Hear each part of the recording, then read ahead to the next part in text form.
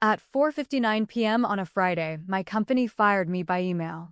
By 9:12 a.m. Monday, the same executives were calling because a $30 million launch had stopped cold. They had one question: what did you do? I did not sabotage anything. I did not raise my voice. I simply understood my contract, documented my work, and let their own decisions reach their natural conclusion. By the end, the man who sent that email would be begging me to solve the crisis he created. Every story here is about someone who got underestimated and made them regret it. For 7 years, I worked for a software company called Meridian Solutions. We built back-end systems for hospitals, insurance networks, and logistics companies. The kind of software nobody notices when it works, but everybody notices when it fails. My official title was Senior Implementation Manager. That title sounded ordinary. The work was not. I managed client rollouts across 3 time zones. I translated between salespeople who promised impossible timelines, engineers who spoke in technical shorthand, and executives who only cared about the number in the quarterly report. When a client had a problem at 11:30 p.m., my phone rang. When a project went over budget, I was the one who found the leak. When a sales team signed a contract with a feature we had never built, I was somehow expected to make it real. And most of the time I did. I was not flashy. I did not take credit in meetings. I did not spend half my week making slide decks with arrows pointing upward. I just fixed things. That made me useful. It also made me invisible. My manager, Grant, was the opposite. Grant loved visibility. He wore expensive watches that he casually placed face up on conference tables. He talked about leadership like he had invented it. Every sentence out of his mouth sounded like it belonged on a motivational poster nobody asked for. Perception drives reality, he liked to say. He said it whenever someone asked for facts. Grant had joined Meridian less than a year before everything happened. He came from a consulting firm, which meant he knew how to talk confidently about operations without ever having to run them. Within his first month, he reorganized our department. Within his second month, he brought in 2 former coworkers and gave them titles that sounded more important than their actual jobs. Within his third month, he started asking why people like me were still so involved in the details. That was how Grant saw competence. As a problem. He believed the people doing the actual work were holding back the people who wanted to manage the work. At first, I tried to give him the benefit of the doubt. Maybe he was under pressure. Maybe he did not understand the systems yet. Maybe he would learn. Then he started taking credit for my work. Not occasionally. Systematically. A client success plan I wrote became Grant's transformation strategy. A recovery call I led became an executive intervention. A process document I spent 3 weeks building became a slide he presented with his name on the cover. The funny part was, I still did not mind that much. I cared about the work getting done. I cared about our clients not getting burned.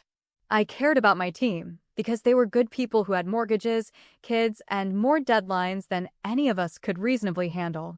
But then came the Atlas launch. Atlas was our biggest contract that year.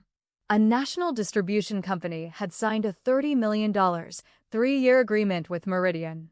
Our platform would coordinate shipping schedules, warehouse inventory, regional demand forecasts, and billing data across 46 locations. The sales team promised them a live launch on September 1st. The problem was, September 1st was only 11 weeks away. And the system was not ready. Not close. I warned Grant in writing. I told him the warehouse integration had not passed load testing. I told him the data mapping process was missing 2 critical approvals. I told him the client's legacy system used a custom billing format that no one on our engineering team had seen before. Grant looked at my report for about 10 seconds. Then he smiled. "Let's not create fear around normal delivery friction," he said. That was Grant's favorite phrase. Normal delivery friction. A broken integration was normal delivery friction. A missed compliance deadline was normal delivery friction. A client threatening to cancel was normal delivery friction. Anything that required him to make a hard decision became friction until someone else solved it. I kept documenting the risks. He kept ignoring them. Then, on a Friday afternoon in August, I got the email. No meeting request. No warning. No phone call. Just an email sent at 4:59 p.m. The subject line said, "Organizational update." I opened it from my laptop in my kitchen. And there it was. My role had been eliminated, effective immediately. My access would be disabled by close of business. My final paycheck and separation documents would be sent separately. There was one sentence thanking me for my contributions. One sentence. 7 years reduced to a paragraph written by someone who probably did not know what I actually did. But the real insult was the final line. "Please do not contact clients or employees regarding this decision." Grant had fired me by email. On a Friday, less than 3 weeks before the Atlas launch. And he thought I was going to panic. He thought I was going to beg. He thought I was going to spend the weekend worrying about how to prove my value. He had no idea what I had already protected. Because 3 months earlier, after Grant dismissed my risk report for the 3rd time, I had done something very simple. I followed company policy exactly. I documented ownership, access, approvals, and handoff requirements. Grant thought he had removed a middle manager. What he actually removed was the only person authorized to unlock the part of Atlas nobody else even knew existed. The first thing I did after reading the email was make coffee. Not because I was calm. Because I wanted to be. There is a difference. I had spent enough years in corporate environments to know that people make mistakes when they react emotionally. They write angry messages. They make threats. They post something they regret. They give arrogant people evidence that the decision was justified. I was not going to give Grant that. So I read the email again. Then I opened the separation agreement. Then I opened my employment contract. And then I opened the folder on my personal drive where I kept copies of every document I was legally allowed to retain. Nothing confidential. Nothing proprietary. Just my own records. Performance reviews. Commendations. Project assignment letters. Emails that confirmed responsibilities. And the most important document of all, the Atlas Transition Matrix. That document had started as a boring compliance requirement. The company had been audited the previous year after a healthcare client complained that nobody could identify who was responsible for a failed rollout. After that, Meridian required every major project to have a written transition matrix. It listed the owner of each implementation component. It listed backup owners. It listed approvals. It listed access dependencies. It listed who had to sign off before a critical operational handoff. Grant hated the matrix. He called it bureaucratic. He said it slowed us down. But because Atlas involved regulated client data and multiple external vendors, the document could not be ignored. I was listed as the operational owner for the final data migration sequence. Not because I wanted control, because nobody else had volunteered to understand it. The migration sequence connected the client's old warehouse platform to Meridian's billing and routing system. It had 27 steps for vendors, 2 client approvals, and 1 security certificate that could only be activated after a documented authorization process.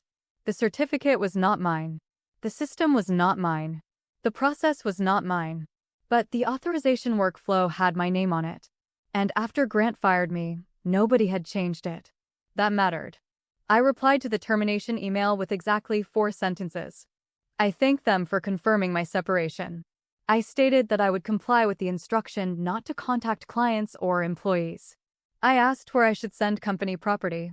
And I requested written confirmation of the designated replacement for my Atlas responsibilities, including the operational migration owner identified in the transition matrix. That was it. No emotion. No accusation. No essay about loyalty.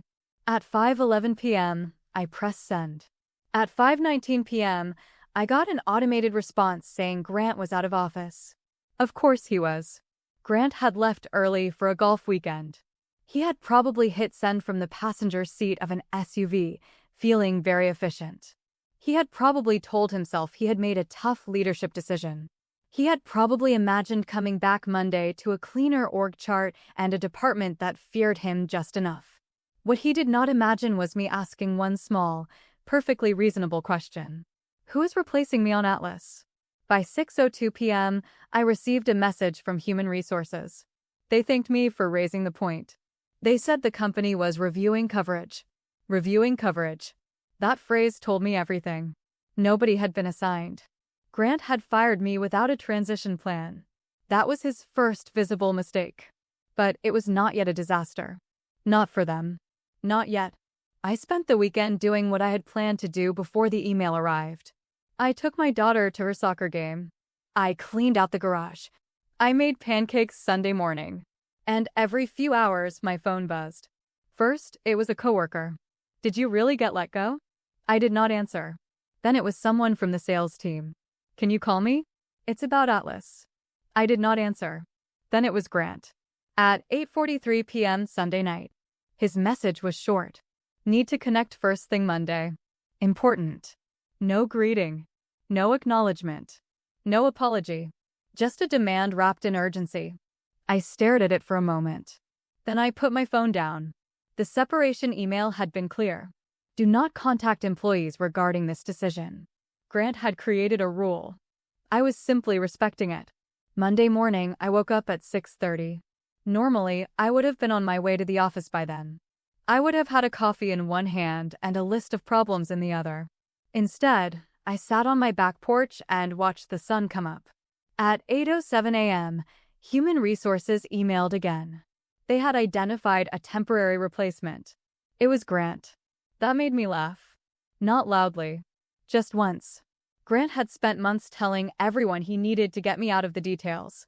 Now he was officially the owner of the most detailed project in the company. At 8:31 a.m., another email came through. This time from the Atlas client's program director. I was copied because the client had not been told I was gone yet. The message was addressed to Grant. It said they needed confirmation that the migration readiness review would happen that afternoon as scheduled. The client had brought in their vendor team. Their compliance lead was attending. Their warehouse operations director was flying in from Ohio. A dozen people had cleared their calendars. And the review depended on the operational owner walking them through the final sequence. That had been me.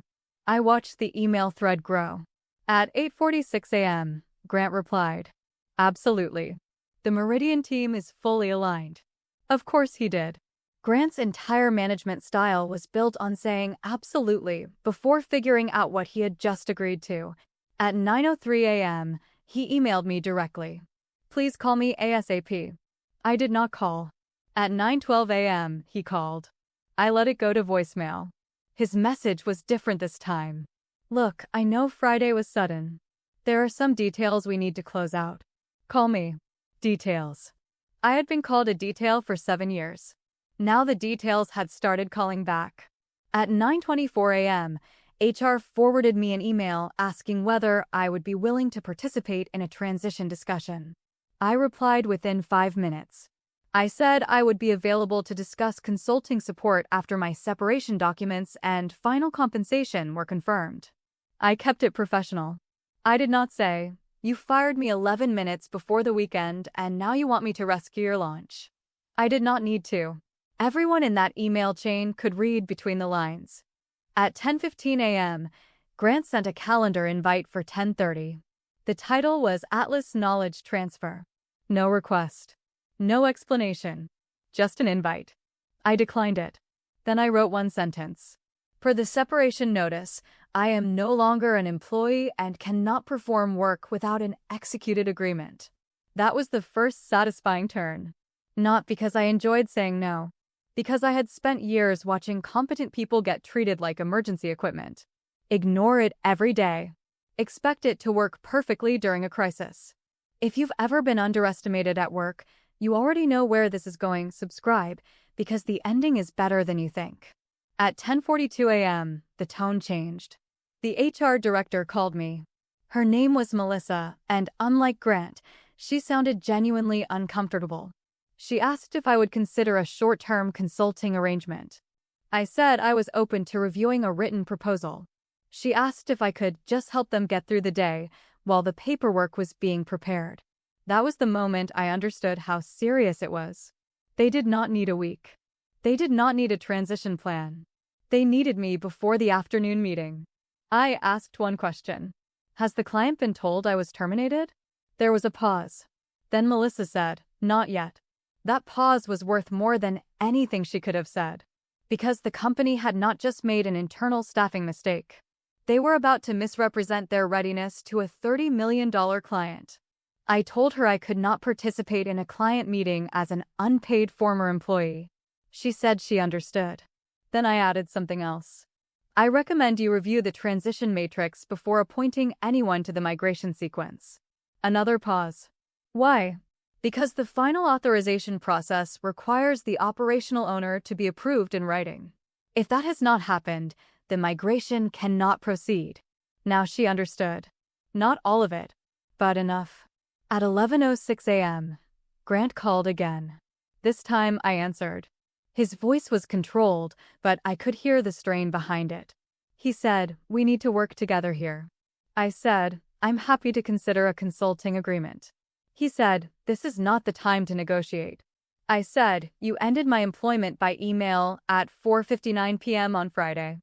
This is exactly the time to negotiate." He went quiet. Then he tried a different approach. "You know how important this launch is." "Yes," I said. "That is why I warned you about it 3 times. He said he did not have time to revisit the past. I said, "Then you should not have created a situation where the past determines whether your project can move forward." That was when Grant stopped sounding arrogant. Not humble. Not yet. But cautious. He asked what I needed. I told him I would send terms through counsel. That word changed everything. Counsel. Not because I wanted a lawsuit. I did not. But because I was done being treated like an employee who would accept whatever happened to be placed in front of him. I had rights. I had a contract. I had documentation. And for the first time, Grant knew I had leverage. By noon, I had spoken with an employment attorney. Not to attack Meridian. To understand my position. The termination agreement included a broad release, a non-disparagement clause, and a reminder about confidential information. Standard language. But it also confirmed that any post-termination work required a separate written agreement. It did not say I had to help. It did not say I had to be available. It did not say I had to clean up the mess they made. My attorney reviewed the proposed consulting offer that arrived at 12:37 p.m. It was insulting. They offered me my old hourly equivalent. No minimum commitment. No guaranteed payment if the client delayed. No indemnity language. No authority to make decisions.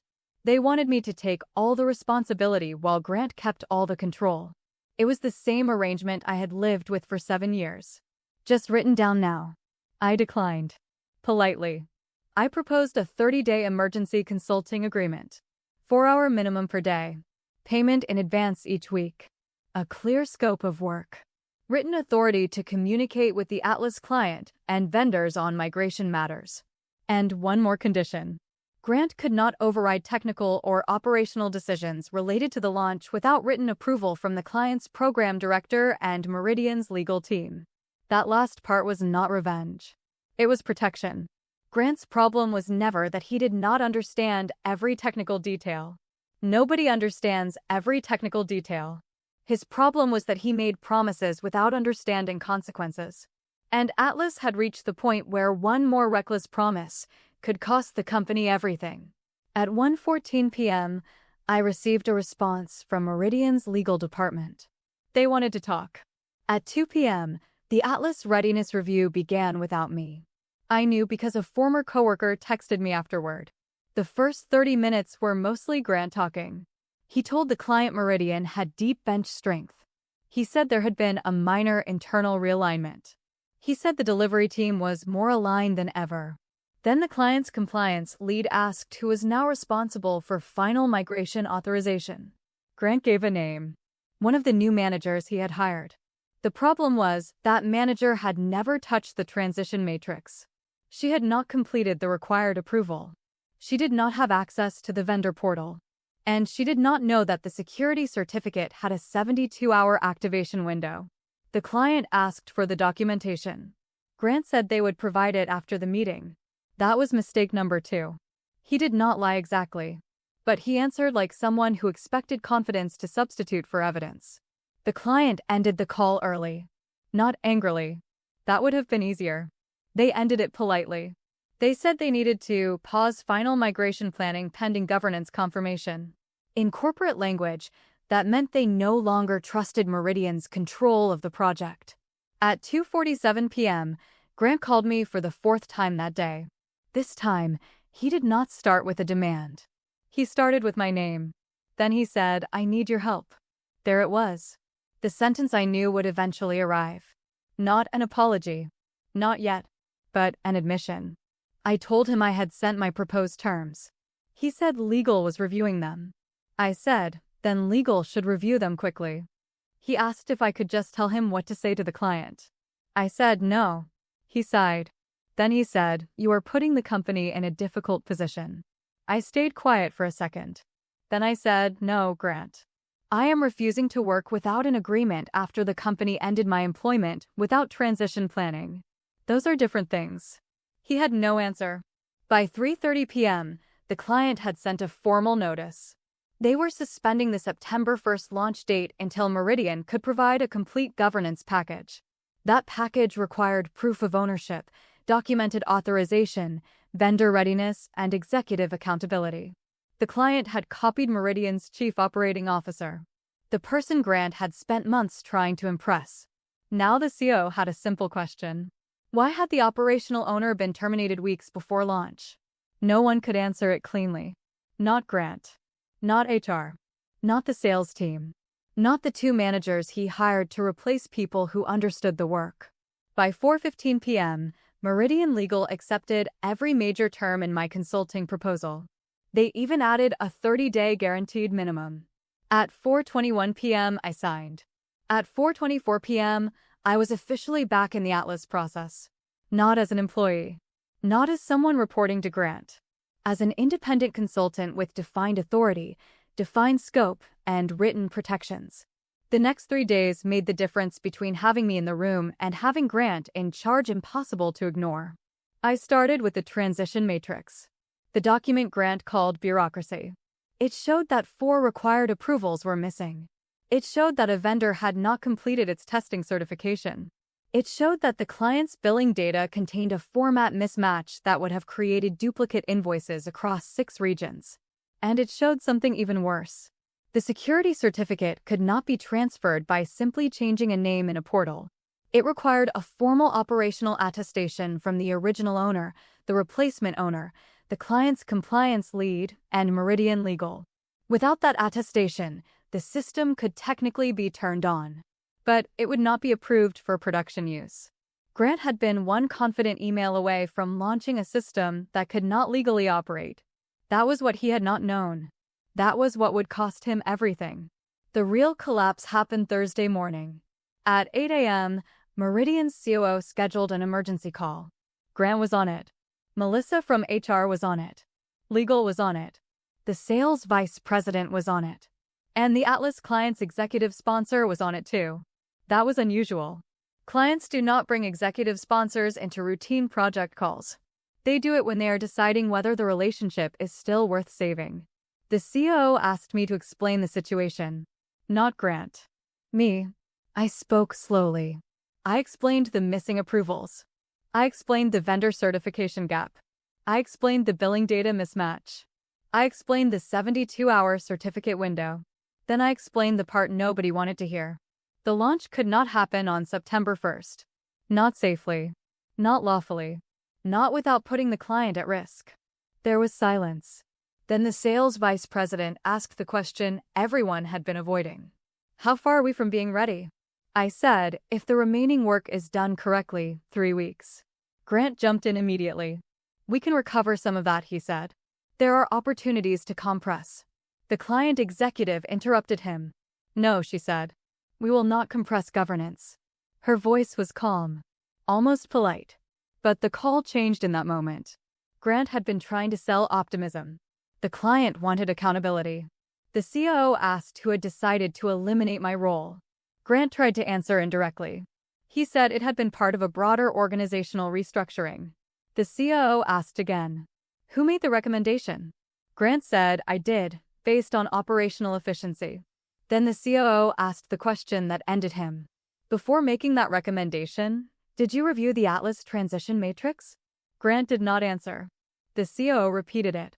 Did you review the document identifying the operational dependencies for the largest launch in this company's history? Grant said, I was aware of the document. That was not an answer. Everyone knew it. The COO looked at Melissa from HR. She confirmed that no replacement had been assigned before my termination email was sent. Then legal confirmed that Grant had approved the separation before verifying the transition requirements.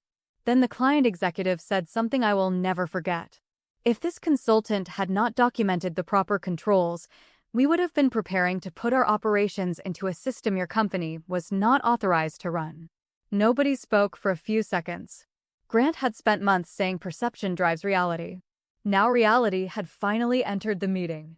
And it did not care about perception. The client did not cancel the contract that day. But they did issue a formal performance notice.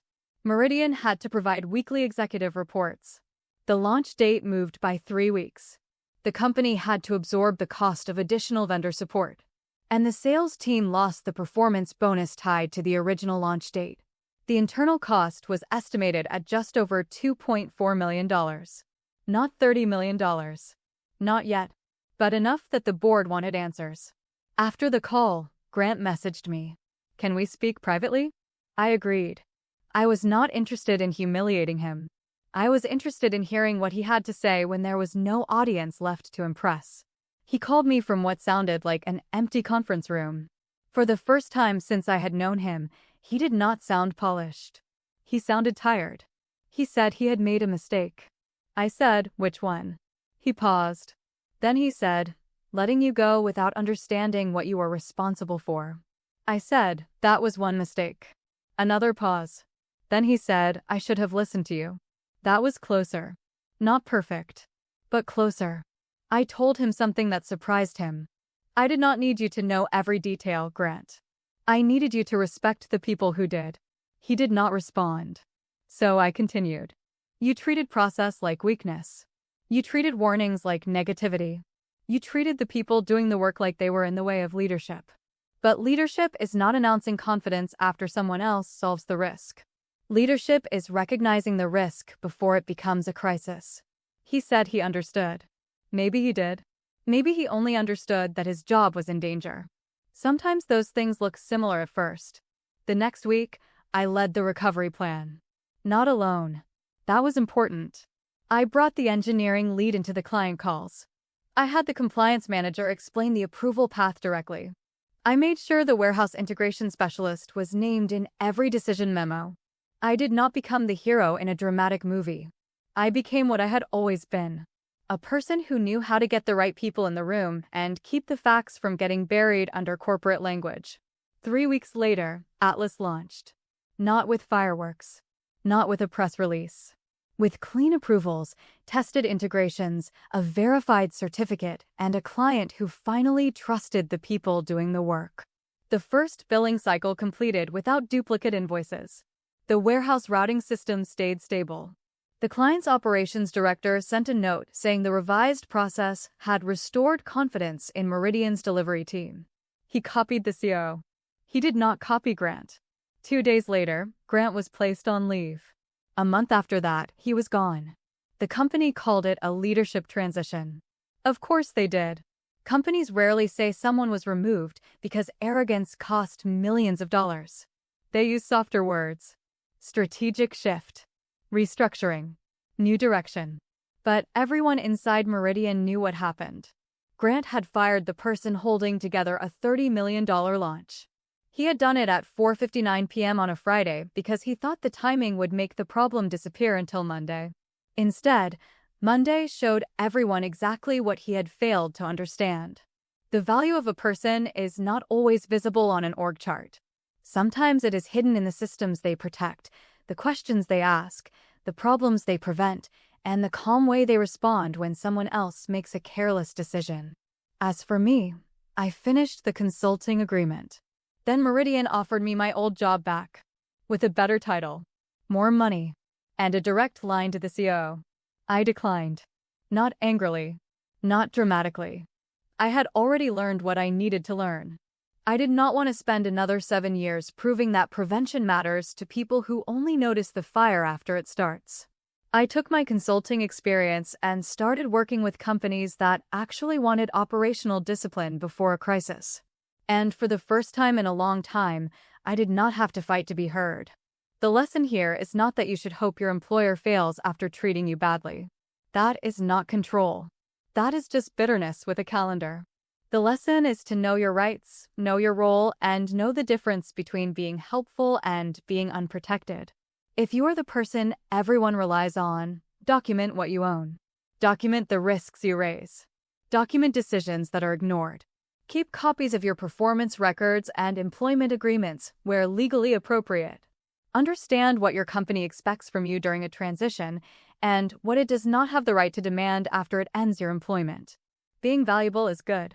Being valuable with no boundaries is dangerous. Companies will call you indispensable right up until they decide your salary looks better on a spreadsheet as a savings line. That does not mean you become paranoid. It means you become prepared. You do not need to threaten anyone. You do not need to sabotage anything. You do not need to make emotional speeches. You need receipts. You need clarity. You need to make sure that if someone makes a reckless decision about your future, they cannot rewrite the facts afterward. The strongest position at work is not being loud. It is being informed. It is knowing that your value is real, documented, and portable. It is knowing that if someone decides to underestimate you, they are taking a risk with information you already have. Be professional. Be calm. But never be so grateful to be included that you forget you deserve to be protected. And the next story is even colder. A woman was passed over for promotion after training the manager who got the job. Then, 6 months later, that manager accused her of not being a team player in front of the entire executive board. What he did not know is that she had saved every version of the performance report he tried to alter. Subscribe, because when that board meeting starts, he thinks he is ending her career. He has no idea she is about to end his.